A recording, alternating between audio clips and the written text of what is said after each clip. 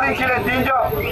তারা আমরা ধারণা করি তাদেরকে কোনো বাহিনী ধরে নিয়ে নির্যাতন করেছিল। নির্যাতনে থাকা অবস্থায়, চিকিৎসাধীন থাকা অবস্থায় তাদের সম্মতি না নিয়ে তাদেরকে জোর করে এই ডিবি অফিসে আটকে রাখা হয়েছিল। আমি আইনের শিক্ষক, আমার ব্যক্তিগত অভিমত হচ্ছে যারা এই কাজটা করেছে ডিবির তৎকালীন প্রধান হারুন সহ তারা প্রত্যেকে অ্যাবডাকশন এবং অপহরণ মামলার আসামি। আমরা এই সময় গণস্বাস্থ্য কেন্দ্রে কি ঘটেছিল, আমরা গণস্বাস্থ্য কেন্দ্রের যে শিরিন আপা আছে, নারী নেত্রী, ওনার মুখ থেকে আমরা একটু শুনবো। চিকিৎসাধীন অবস্থায় তাদেরকে ছিনিয়ে নিয়ে আসা হয় এবং বলা হয় যে তাদেরকে তাদের সুরক্ষার জন্য ছিনিয়ে নিয়ে আসা হয়েছে।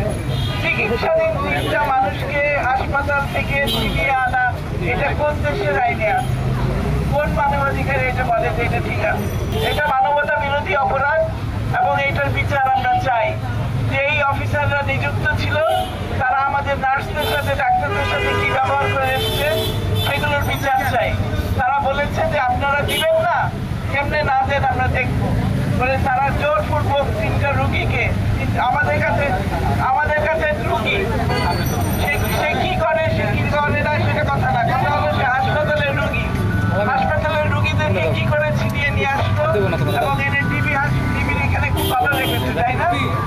তাদের সুরক্ষার জন্য তাদের বাবা মা, তাদের ভাই বোন কেউ কোনোদিন কয়েকদিন পর্যন্ত খবরই পাই নাই। আমরা জেনেছি যে 6 সমন্বয়ককে ছেড়ে দিয়েছে, কিন্তু আমরা কিন্তু দেখতে পাইনি তাদেরকে কোথায় নিয়ে গিয়েছে। আমরা কিন্তু তাদেরকে মুক্ত অবস্থায় দেখতে পাইনি এখন পর্যন্ত। ফলে সেটা আমরা দেখতে চাই যে তারা একেবারে স্বাধীন অবস্থায় আছেন, তারা নিজেদের মতো করে যা বলার বলতে পারছেন। এছাড়াও আমাদের অনেক শিক্ষার্থী এখন পর্যন্ত আটক আছে সারা বাংলাদেশে। আমরা আগামী 24 ঘন্টার মধ্যে আর একটা শিক্ষার্থীও আটক দেখতে চাই না।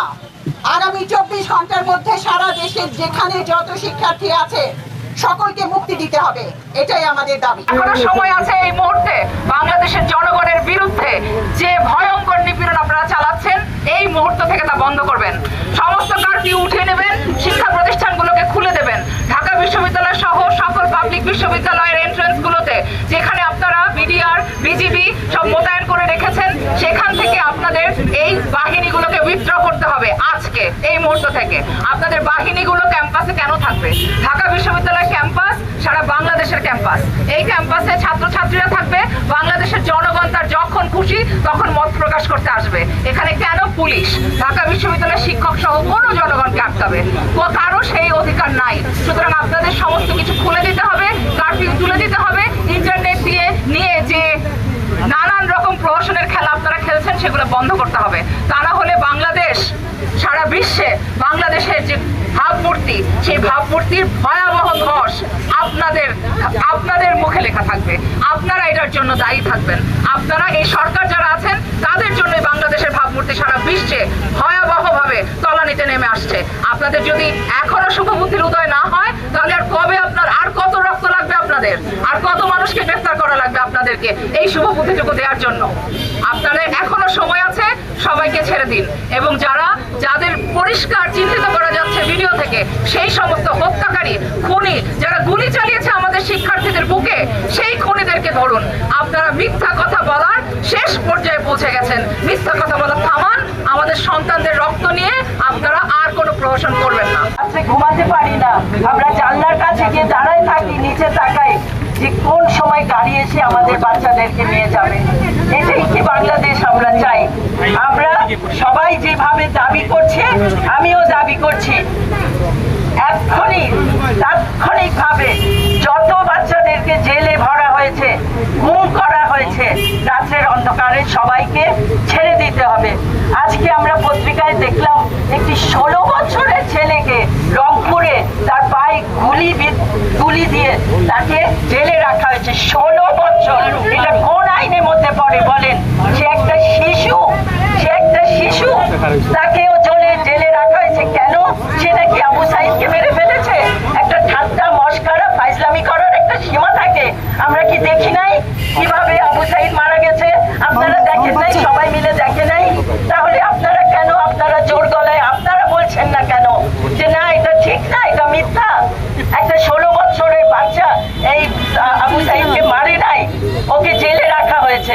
এমন ভাবে যাদেরকে জেলে রাখা হয়েছে যাদেরকে গুম করা হয়েছে সারা দেশে সবাইকে একদম এক্ষুনি ছেড়ে দিতে হবে। এটাই আমাদের এই আজকের এই জনসভা থেকে আজকে এটাই আমাদের দাবি। ধন্যবাদ। 24 ঘন্টার আলটিমেটাম দেওয়া হয়েছিল যে বৈষম্য বিরোধী আন্দোলনের সমন্বয়কদের ছেড়ে দেওয়ার ব্যাপারে তাদের বিনা বিচারে কোনো আইনানুগ ব্যবস্থা ব্যতিরেকে আজকে রাখা হয়েছিল। আবার বলা হচ্ছিল যে কোর্টের থেকে বললে পরে আদালত বললে ছাড়া হবে। এটা একটা অদ্ভুত পরিস্থিতির সৃষ্টি হয়েছিল। আমরা শুনেছি যে তাদের মুক্তি দেওয়া হয়েছে, আশা করি তারা নিরাপদ আছে। এই যে মুক্তি হয়েছে এটাতে আমরা খুশি, কিন্তু এখনো অনেক নিরপরাধ ছাত্র, শিক্ষক এবং জনগণ, কর্মজীবী মানুষ বিনা বিচারে এখনো আটকে আছে। সেই জন্য আমরা সন্তুষ্ট নই, খুশি হলেও সন্তুষ্ট নই। আমরা আজকে এখানে দাবি করছি যে আগামী 24 ঘন্টার ভিতরে যে যেখানে আটক আছে, ঢাকার বাইরে বিভিন্ন অঞ্চলে বিনা বিচারে কোনো ধরনের আইনানুগ ব্যবস্থা ছাড়া তাদের সকলকে অনতিবিলম্বে মুক্তি দিতে হবে। এইটা হলো প্রধান দাবি। দ্বিতীয় দাবি, এ পর্যন্ত যেভাবে নিরপরাধ মানুষ মারা গেছে বাংলাদেশে, তাদের সকলের বিচার করতে হবে এবং সেই বিচারের জন্য জাতিসংঘের মতো আন্তর্জাতিক প্রতিষ্ঠানকে যুক্ত করতে হবে। এইটা একটি বড় বিষয়। স্কুল কলেজ খুলে দিতে হবে।